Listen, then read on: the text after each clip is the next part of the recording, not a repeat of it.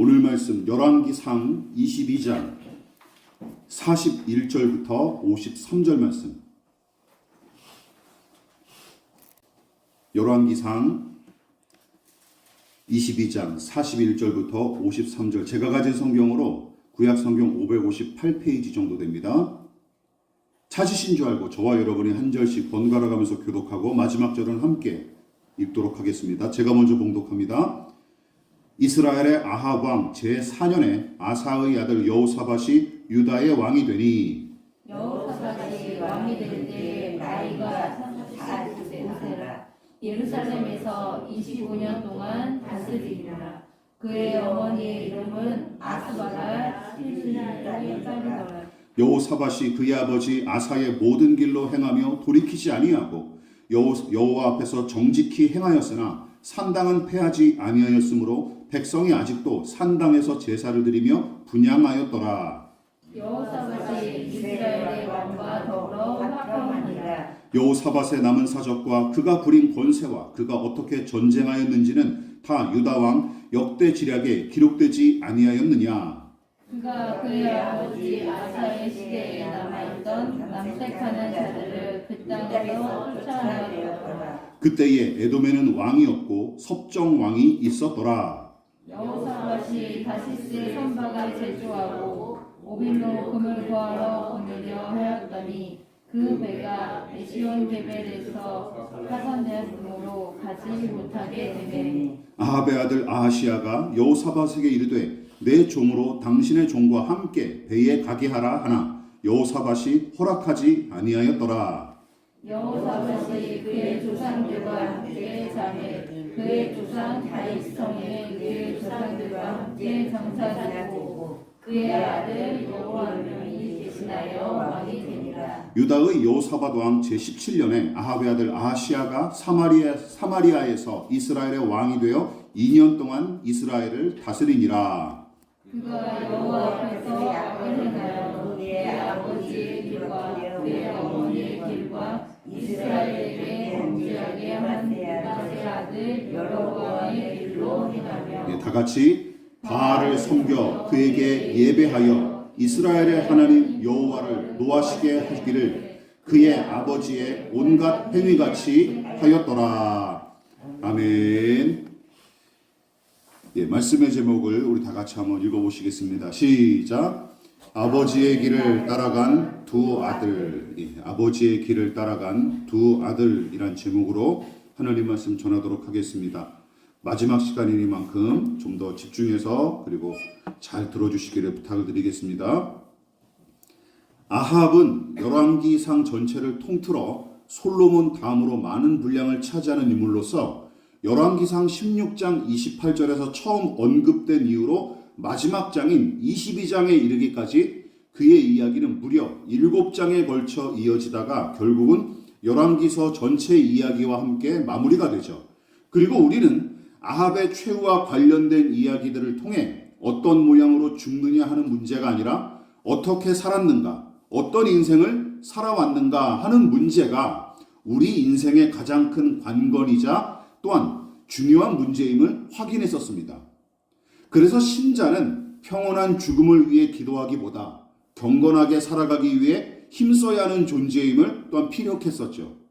또한 나라를 좌지우지하고 무수한 백성 위에 군림하여 호령하는 아합 왕이었지만 아합보다 크고 그의 계획보다 사악한 계획보다 강하신 하나님과 그분의 뜻만이 본문을 통해 온전히 이루어진 사실을 분명하게 우리가 함께 살펴보고 은혜를 나눴었습니다. 아합은 하나님과 상관없이 일평생 제멋대로 살며 방종을 일삼던 작자였으나 무한히 누릴 거로 여겼던 그 자유가 도리어 그를 옥죄는 족쇄로 작용했죠. 그뿐만이 아니라 하나님을 전혀 염두에 두지 않고 세웠던 그의 무수한 계획은 오히려 그를 사망과 저주로 이끌 뿐이었습니다. 그래서 다시 한번 강조합니다. 어떻게 죽느냐 하는 문제보다 어떻게 사느냐 하는 문제가 더 중요합니다. 그리고 죽음의 모양이 어떠하든 관계없이 하나님의 뜻이 무엇인지 살피고 그 뜻에 따라 순종하며 사는 것이야말로 우리 인생의 우리에게 주어진 인생의 관건이자 신앙의 궁극적인 목적임을 명심하십시다. 그러나 열왕기상은 아합의 최후로 이야기가 끝나지 않습니다. 아합의 아들 아하시야가 북이스라엘의 왕위를 이어받아 2년 동안 다스리고 여호사밧은 25년 동안 남유다를 다스리다가 아들 여호람에게 왕위를 물려준 이야기로 끝을 맺죠. 무엇보다 본문은 여호사밧과 아하시야가 어떤 인생을 살았고 어떻게 나라를 다스렸는지 간단 명료하면서도 대칭적인 표현 방식을 통해 분명하게 보여주죠. 43절과 52절입니다. 자, 같이 읽어볼까요? 43절 여호사밧 시작.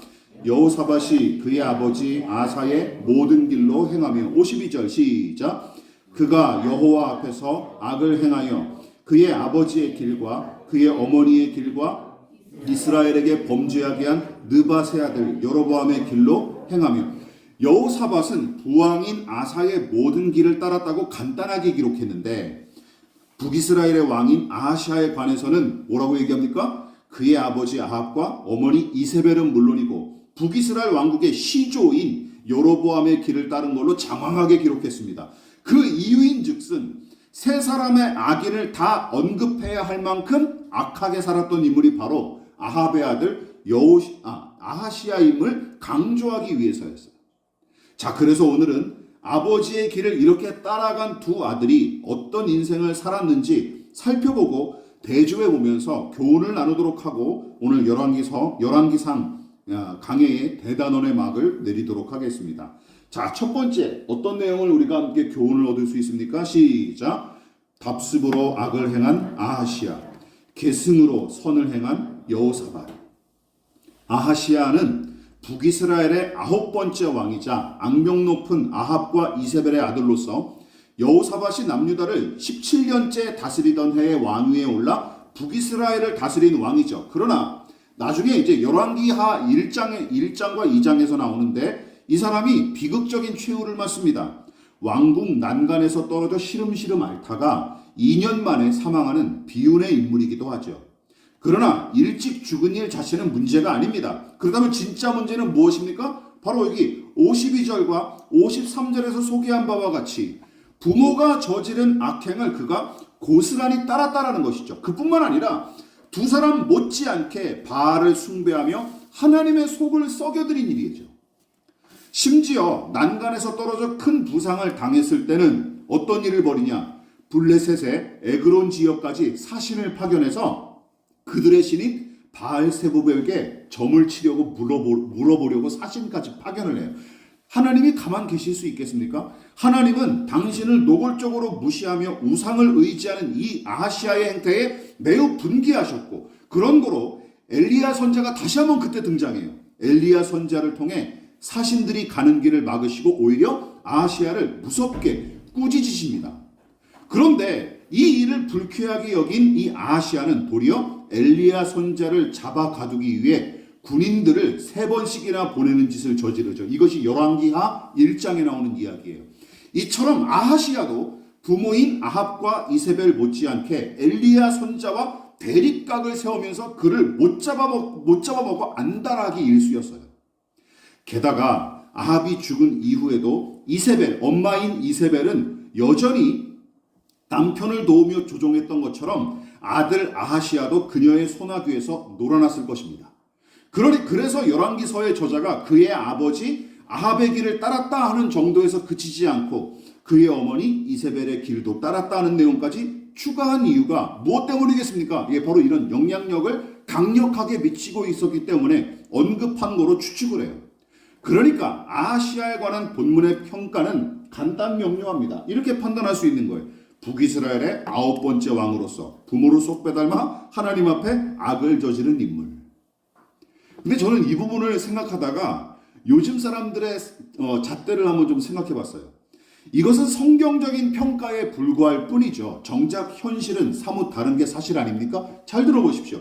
성경이 아하시아 이 왕을 북이스라엘의 9번째 왕을 악한 자로 평가했기에 많은 신자는 그렇게 생각하죠. 아, 그래, 이놈이 악한 놈이구나 라고 쉽게 생각하지.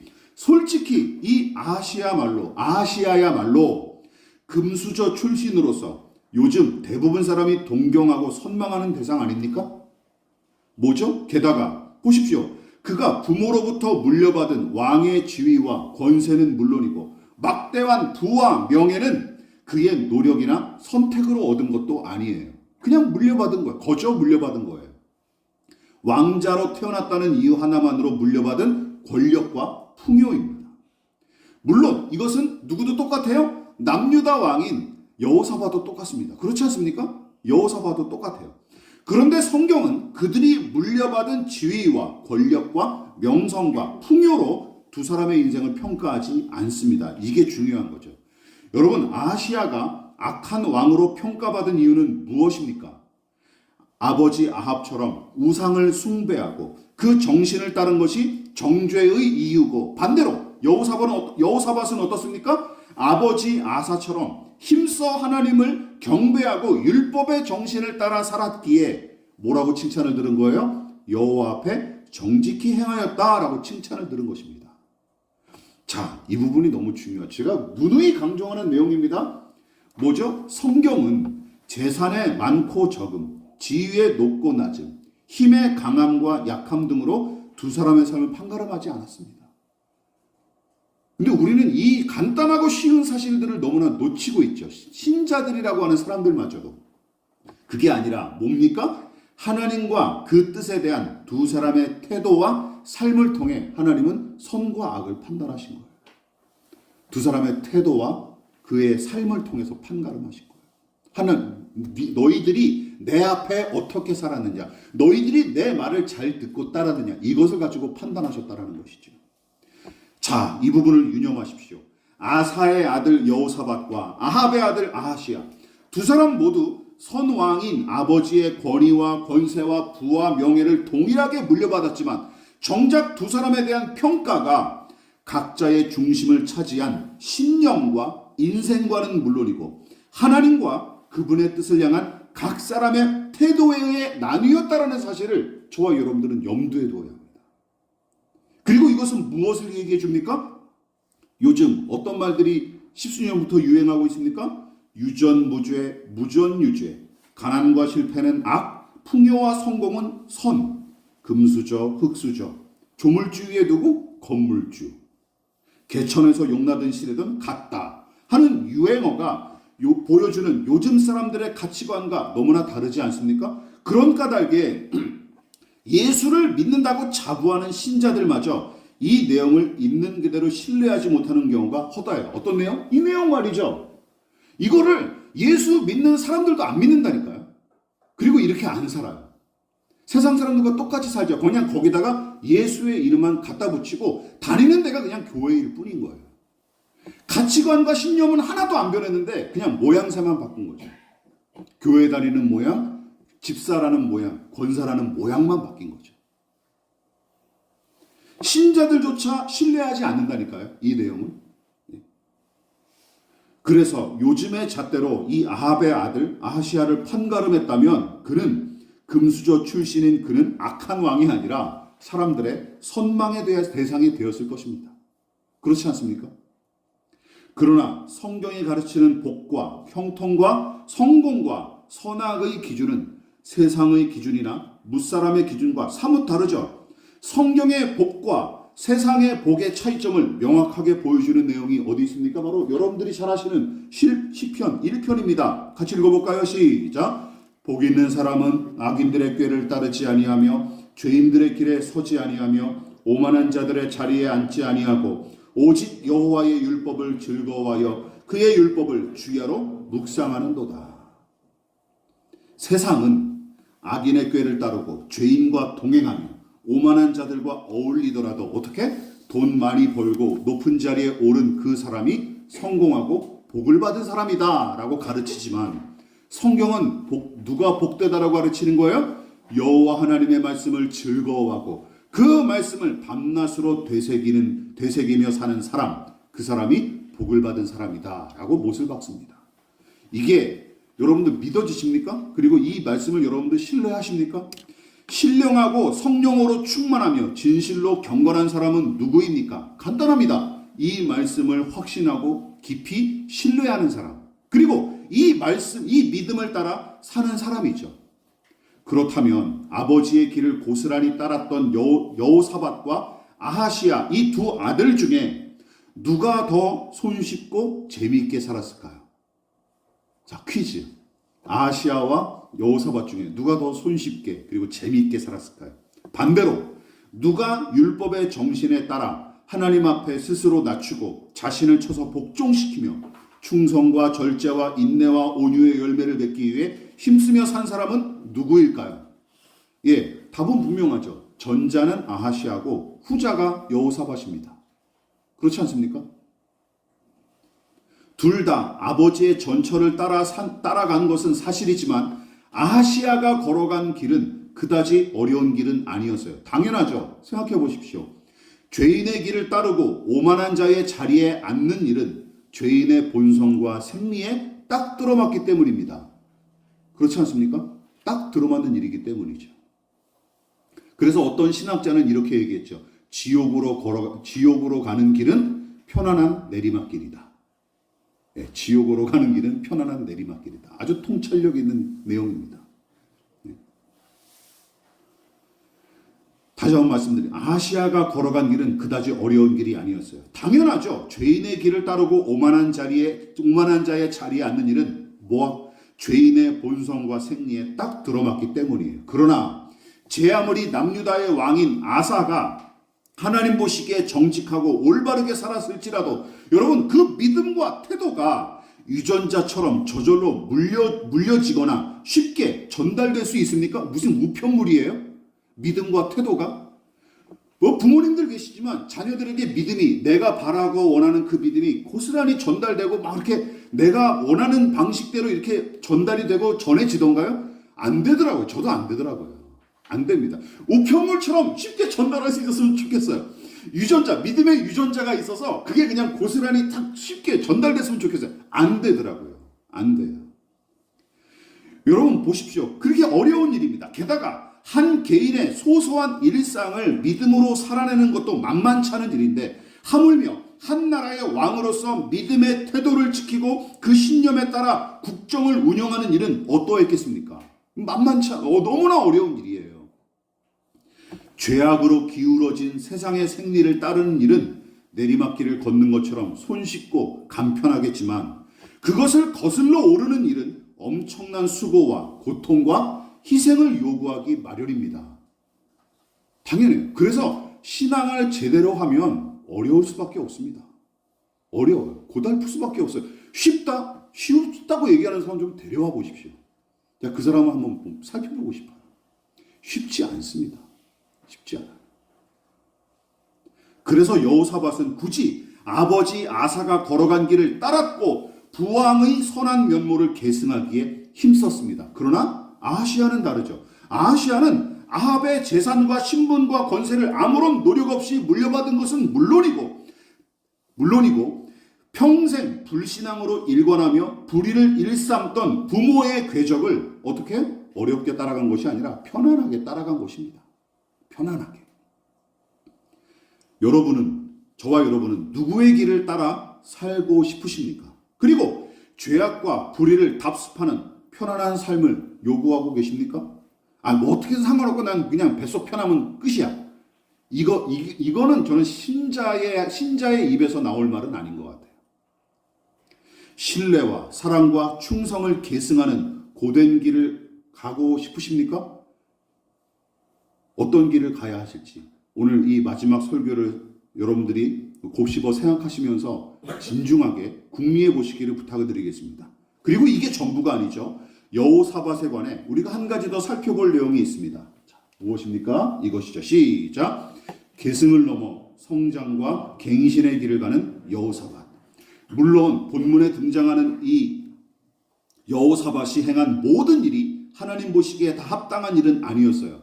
본문은 여호사밧이 35살의 왕위에 올라 25년 동안 선정을 베풀며 남유다를 다스렸고 아버지 아사가 다스리던 때부터 이방 신전 안에서 몸을 팔던 남자 창기들을 몰아내는 등 남자 창기들이 있었어요. 그러니까 이방 신전에서는 그런 흉흉한 일들이 흉측한 일들이 그렇게 일어났던 것이죠. 돈을 받고 사제들인데 사제들이라고 하면 여사제든 남사제든 그렇게 와서 돈을 내고 성관계를 하면서 그게 제사 의식이에요. 비를 내리게 한다든지 뭐 농사를 뭐 땅을 기름지게 그런 행위들을 통해 신을 만족시켜 드린다라는 것이죠. 하여튼간 그런 일들이 계속 북이스라엘 땅에도 남유다 땅에도 자행되고 있었는데 그놈들을 몰아냈다라는 것입니다. 이렇게 하면서 나름의 종교 개혁까지 단행하며 하나님 보시기에 정직히 행하려고 애를 썼지만 남유다 백성에게 뿌리 깊이 스며든 산신당의 제사는 여호사밧의 통치기에도 계속 이어진 거로 기록을 하죠. 그뿐만이 아닙니다. 44절을 보십시오. 여호사밧이 이스라엘 왕인 아하시아와도 평화로이 우호 관계를 유지한 걸로 기록했는데 아합과 사돈 관계를 맺은 이후부터 양국이 한정적이나마 평화롭게 지냈고 아하시아가 아합에 이어서 왕위를 계승한 이후에도 처남과 매형 사이로 친밀히 교류했던 것 같습니다. 문제는 무엇입니까? 여호사밧이 아합과 친하게 지내며 서로 돕는 작태를 하나님께서 그 이전부터 매우 불쾌하게 여기고 싫어하셨다는 사실이죠. 하나님께서 이 두 사람의 관계를 싫어하셨습니다. 그리고 그 내용이 본문과 같은 사건을 다룬 역대하 19장에 잘 나타나요. 여러분, 본문 47절부터 49절까지 기록된 사건도 바로 그 관계에서 비롯된 일입니다.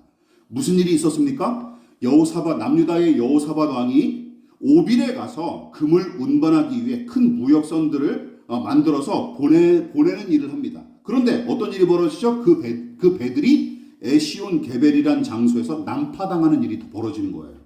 그런데 열왕기상 오늘 우리가 읽었던 22장 본문은 이렇게 간단하게 여호사밧이 만든 큰 무역선들이 난파당했다 하며 사건의 정황만 알려주지만 역대하 20장은 무역선들이 난파당한 이 사건을 좀 더 상세하게 기록했습니다. 이렇게 기록했어요. 제가 읽어볼게요. 눈으로 보십시오. 유다왕 여호사밧이 나중에 이스라엘 왕 아하시아와 교제했는데 여기서도 나오죠. 아하시아는 심히 악을 행하는 자였더라. 여기는 아예 못 박아버렸어요. 악을 행하는 놈이다 라고. 두 왕이 서로 연합하고 배를 만들어 다시스로 보내고자 하여 에시온 게벨에서 배를 만들었더니 마레사 사람 도다와후의 아들 엘리에셀이 여호사밧을 향하여 예언하여 이르되 왕이 아하시아와 교제함으로 여호와께서 왕이 지은 모든 것들을 파하시리라 하더니 이에 배들이 부서져서 다시스로 가지 못하였더라. 오늘 말씀보다 좀 더 상세하게 다루고 있죠. 그 전후 상황을. 이 기록이 무엇을 알려줍니까? 두 가지죠. 여호사밧이 혼자 이 일을 한 게 아니라 누구랑 짝해서 한 거예요?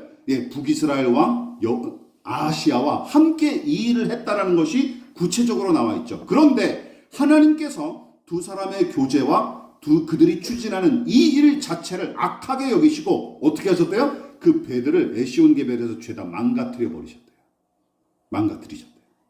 그러니까 여호사밧은 아합 가문과 연루되어 두 번씩이나 크게 낭패를 본 것입니다. 따라서 길르앗 라몬을 탈환하기 위해 안다라는 아합을 도왔다가 죽을 뻔한 일은 물론이고 그 아들 아하시아와 함께 경제적인 이득을 얻기 위해 무역선을 건조했었으나 얼마 못 가 건조한 배들이 죄다 망가지는 바람에 엄청난 손해를 본 일도 결국은 뭐예요? 우연히 일어난 일이 아니라 하나님의 분명한 징계였음을 보여주는 것입니다. 하나님의 징계라는 것이죠. 그렇다면 여호사밧은 악한 왕들과 교제하고 거래하는 잘못을 두 번씩이나 저질렀으니 개선의 여지가 없는 까닭에 마냥 비난하고 정죄해야 할까요? 물론 사울과 솔로몬처럼 처음에는 경건하고 멋지게 시작했다가 시간이 갈수록 망가지고 부패하는 작자들이 성경에도 적잖이 등장하는데 다행히도 여호사밧은 그들과 다르게 같은 잘못을 반복하지 않습니다. 물론 두 번 잘못했지만 세 번 잘못하지는 않는다는 것이죠. 그 내용이 49절에 나타나요. 같이 읽어볼게요. 시작. 아합의 아들 아하시아가 여호사밧에게 이르되 내 종으로 당신의 종과 함께 배에 가게 하라 하니 여호사밧이 허락하지 아니하였더라. 무슨 일이 있었냐면 아하시아가 자기의 선원들을 보내서 도와주겠다고 또다시 제안했으나 이번에는 여호사밧이 단호히 거절했을 뿐만 아니라 이후로는 두 사람에 관한 이야기가 더는 등장하지 않습니다. 열왕기상 마무리 마지막까지도 그렇고 열왕기 하에도 이제 두 사람이 서로 교류했다는 내용이 더는 등장하지 않아요. 아마도 여호사밧이 이 두 번째 일어난 사건을 빌미로 아합 가문과 완전히 단절한 것처럼 보입니다. 그러니까 이전까지는 정략 결혼을 통해서라도 남북의 평화와 연합을 도모함과 동시에 북이스라엘의 영적 회복에 조금이라도 일조하고 싶은 마음으로 아합 가문과 친교를 맺었던 것 같으나 두 번에 걸친 하나님의 징계를 받고 난 뒤에야 이 관계가 얼마나 부조리한지 깨달았던 것이죠. 두 번에 걸친 징계를 통해서. 또한 그뿐만이 아니라 그 후에 비로소 자신의, 우리가 지지난번에 살펴봤던 자신의 이상주의적인 신앙과 인간적인 계산을 과감히 내려놓고 하나님의 뜻에 따라 관계를 단절한 게 틀림없습니다. 아, 이제는 더는 맺으면 내가 이제 죽겠구나라고 생각했던 것이죠. 여러분, 이 정도만 해도 저는 훌륭하다고 생각합니다. 징계를 당해서 꾸지람을 듣고 고친다? 저는 이거 대단한 일이라고 생각합니다. 그래서 아하시아의 제안을 단호히 거절하고 오랫동안 유지했던 관계마저 단호하게 끊은 이 여호사밧이 참 인상적입니다. 왜냐하면 잘 들어보십시오.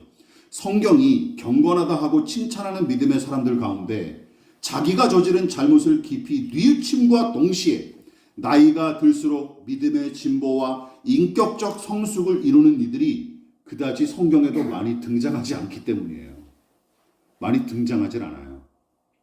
제가 그나마 생각해 본 게 구약에서는 아브라함과 이삭과 야곱, 그리고 요셉과 모세, 또한 사무엘과 엘리야를 제외하면 얼른 생각나는 사람이 없습니다. 그렇지 않습니까? 죽는 순간까지 나이가 들수록 믿음의 진보를 이뤄가면서 더 성숙해진 면모를 보이는 사람 또 한번 떠올려 보십시오. 물론 처음에는 잘했던 사람들은 많죠. 근데 끝까지 그걸 유지한 사람들은 많이 등장하지 않아요.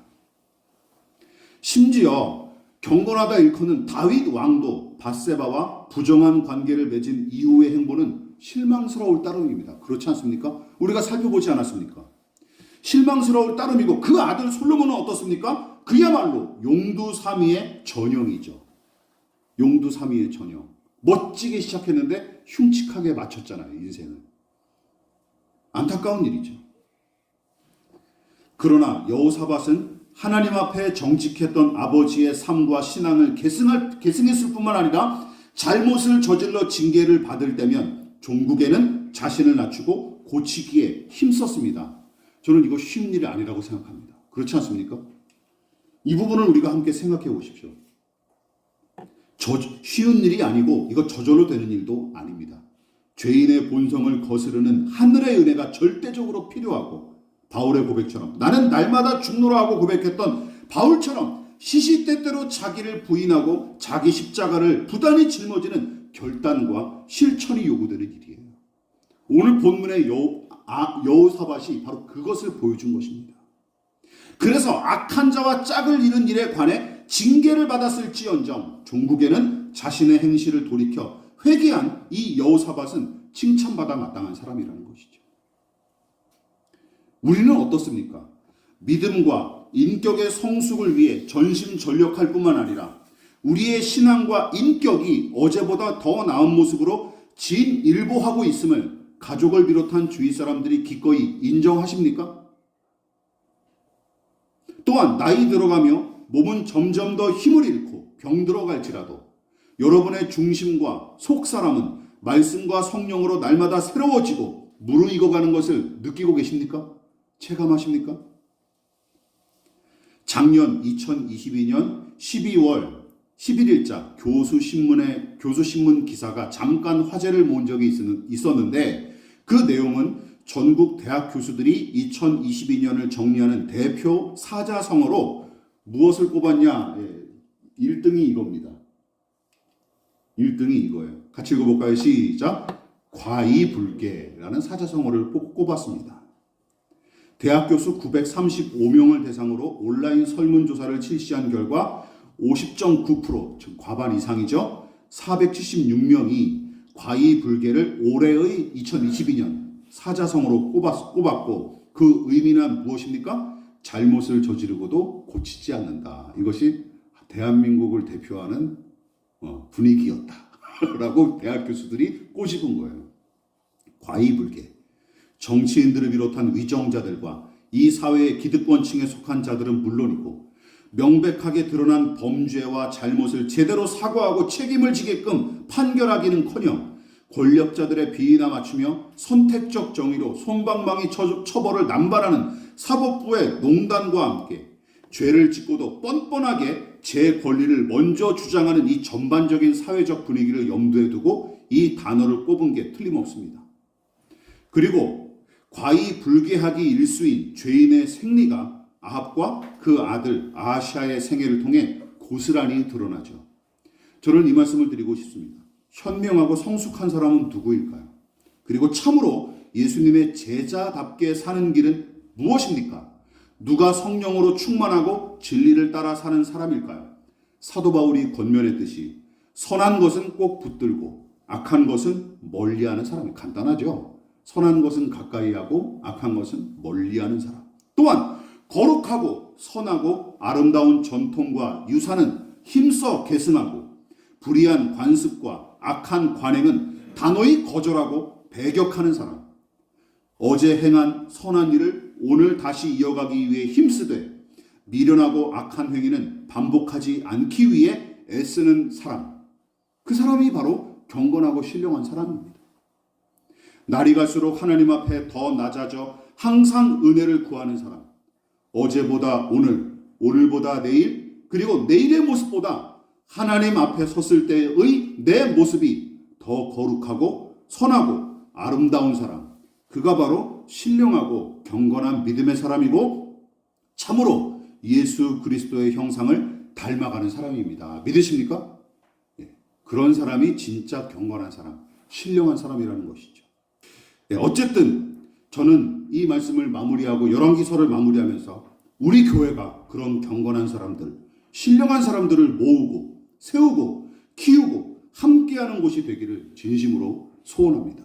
저와 여러분들은 그런 교회를 세워나가기를, 저와 여러분들이 그런 사람이 다 될 수 있기를 진심으로 부탁을 드리겠습니다. 기도하겠습니다. 지금은 우리를 위하여 십자가에 몸버려 피 흘려 돌아가신 예수 그리스도의 한량없으신 은혜와 하나님 아버지의 지극하신 사랑하심과 성령 하나님의 영원한 사귐이 오늘 이 시간 하나님의 길을 따라가기로 작정하여 겸손히 머리 숙인 사랑하는 성도들의 머리머리 위에 저들의 가정과 직장과 사업장과 학업과 장래 가운데 이 나라 이 민족과 한국교회와 저 북녘의 동포들과 세계와 열방 가운데 지금부터 영원히 함께 하시기를 간절히 축원하옵나이다. 아멘.